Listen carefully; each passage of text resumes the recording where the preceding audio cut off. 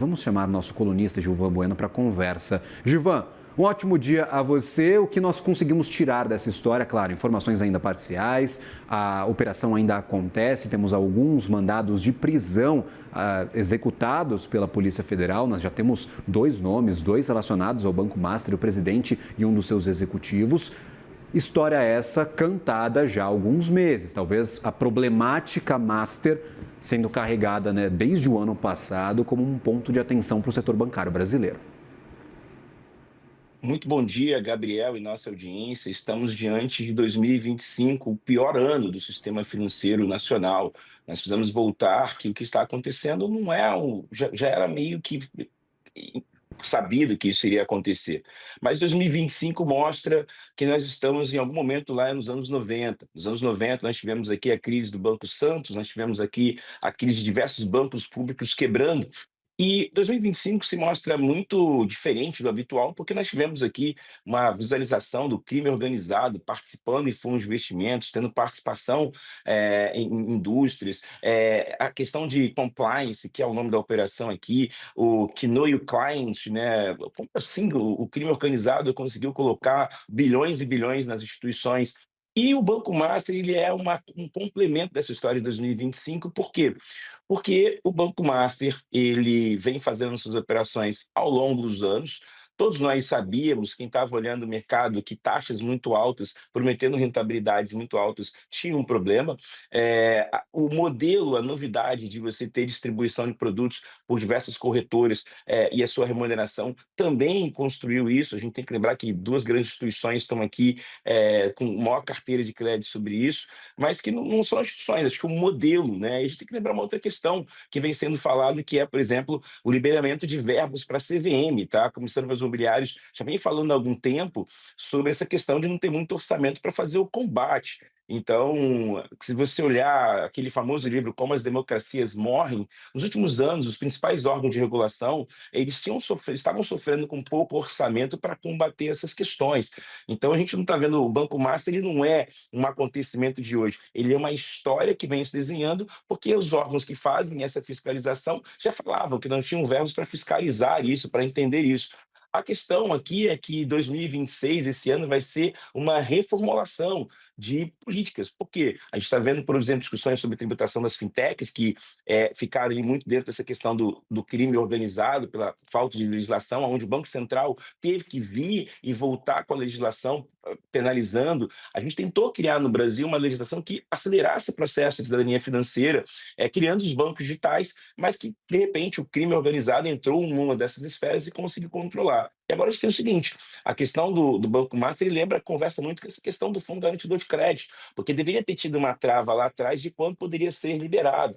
Então, o Banco Master, ele se financiou por uma medida que nós usávamos o Fundo Garantidor de Crédito comercializando esse produto, aonde os investidores sabiam que 250 mil ele estaria protegido por essa instituição ou 1 milhão no mercado. Mas isso ficou num valor que o Banco Master representa mais de 40% da participação no Fundo Garantidor de Crédito. Então, o que nós estamos vendo aqui é uma série de acontecimentos que não é de hoje, mas sim uma construção do sistema em não fazer os controles necessários para combater isso e também essa questão de liberação de recursos para que os órgãos possam fazer a sua fiscalização. Porque se os órgãos tivessem ali todo o aparato para fiscalizar, isso talvez não teria sido chegado nessa questão dessa representatividade do Banco Master para a economia, para esse momento. Então, 2025 é um dos anos mais emblemáticos do sistema financeiro nacional por duas grandes crises de confiança, de credibilidade, de imagem, em duas áreas diferentes. Uma com as questões de legislação das fintechs, com o crime organizado entrando, e outra com a questão do Fundo Garantidor de Crédito agora tendo que ir, e toda a instituição, CVM, Banco Central, e Fazenda articulando essa operação. E aí, problemaço para o sistema financeiro brasileiro, ainda mais para as pequenas instituições financeiras que precisam se capitalizar, precisam emitir, por exemplo, CDBs e outros títulos para conseguir recurso e investir, emprestar dinheiro, financiar o seu crescimento. Você prevê, talvez, Gilvan, com essa quebra de confiança promovida pelo Banco Master, uma dificuldade para essas pequenas empresas, esses pequenos bancos, de se financiarem com CDBs, com outros títulos de investimento? Gabriel, o Schumpeter tem uma frase que é a desconstrução construtiva. A gente está passando por uma desconstrução, sim. Por quê? Lá em 2007, diante da grave crise financeira de 2008, nós fizemos uma mudança na questão do FGC, que era 70 mil e passou-se a aumentar, até chegar a esse valor de 250 mil. Então, em 2007, criou-se uma estrutura de um fundo garantidor um pouco maior para conseguir fazer aqui a cobertura desses títulos. E nesse momento, isso ajudou muito os bancos médios a se desenvolverem. O Brasil, nós precisamos lembrar, ele tem um problema onde 5 instituições controlam 80% do capital, e ao longo do tempo nós tentamos colocar diversos modelos para acelerar isso. O primeiro modelo foi criado nos anos 90, onde nós permitimos que bancos internacionais entrassem no mercado brasileiro. Desses bancos internacionais, depois de 30 anos do Plano Real, nós temos pouquíssimos bancos internacionais aqui, porque eles não conseguiram entender como era se operar no Brasil seus produtos e taxa de juros. O segundo momento foi uma legislação que permitia que bancos digitais pudessem acelerar a cidadania financeira, que foi muito útil na pandemia. Então, a aceleração da cidadania financeira, da cidadania tecnológica do Brasil, nasceu para a gente ter uma maior participação dos brasileiros não pagando tarifas muito altas, custos muito abusivos. E a terceira fase que nós iríamos entrar aqui era a ideia de você usar Open Insurance, Open Finance para conseguir acelerar o crescimento, o empoderamento econômico das famílias.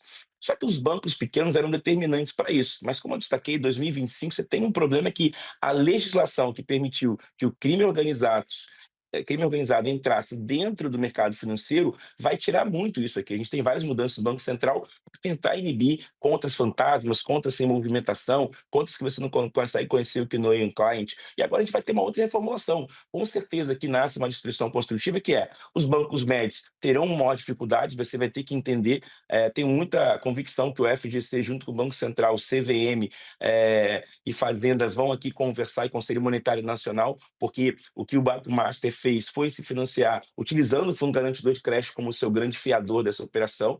Então, aqui teve um momento que perdeu-se o controle sobre isso. Então, isso aqui vai ser objeto de discussão, que vai prejudicar um pouco as captações dessas instituições. E para 2026, você vai olhar uma nova legislação. A minha atenção aqui é o que vem sendo dito pela Comissão de Valores Imobiliários, onde ela já falava que ela não tinha verbas para fazer a fiscalização necessária. Então, essa parte de liberação de orçamento para os órgãos reguladores vai entrar na discussão. Por quê? Porque os órgãos reguladores estão há muitos anos falando: estamos sem recursos, estamos sem sistemas, precisamos de uma readequação para combater. Então, numa economia, você tem esses órgãos para conseguir fiscalizar até onde o Estado não está conseguindo, ou essa criatividade possa estar ali fazendo coisas que a gente está presenciando nesse ano. Então, sim, os bancos médios terão impacto, mas eu digo que nos próximos anos a legislação vai ser maior sobre essa questão da liberação do Fundo Garantidor de Crédito, uma ideia de aumento de recursos para que os órgãos fiscalizadores possam fazer o seu trabalho, e principalmente a legislação na parte tecnológica vai ser cada vez mais exigente, e a gente tem um prejuízo, né? A democratização do acesso ao mercado financeiro vai ser um pouco retardada, porque você agora, paralisada, porque agora você tem um desafio, porque você não consegue fazer um sistema tão aberto, porque você tem problemas de know client, problemas de manipulação de balanço, problemas de carteiras que talvez não existiam. Então, a democratização da educação financeira vai ser um pouco retardada no que diz em termos de fintechs, porque a gente vai passar por uma nova legislação. Aqui é a destruição construtiva de Schumpeter está se fazendo total sentido nesse momento. Gilvan, a gente vai ver o que vai acontecer a partir de agora. Já temos um cerco apertado sobre as fintechs, sua exigência de capital mínimo elevada, as regras mais duras, a exigência, por exemplo, dos relatórios do E-Financeira. Para os criptoativos também tem norma nova divulgada 2 semanas atrás. As instituições de cripto serão reguladas pelo Banco Central. O Banco Central está abraçando o sistema financeiro e tentando corrigir essas distorções. A gente vai ver, claro, o que sobra depois dessa reforma. Obrigado, Gilvan Bueno, nosso colunista, sempre bem-vindo, por nos ajudar a entender a situação e quais serão os seus reflexos. Até uma próxima. Boa tarde. Obrigado, Gabriel, e nossa audiência. Valeu.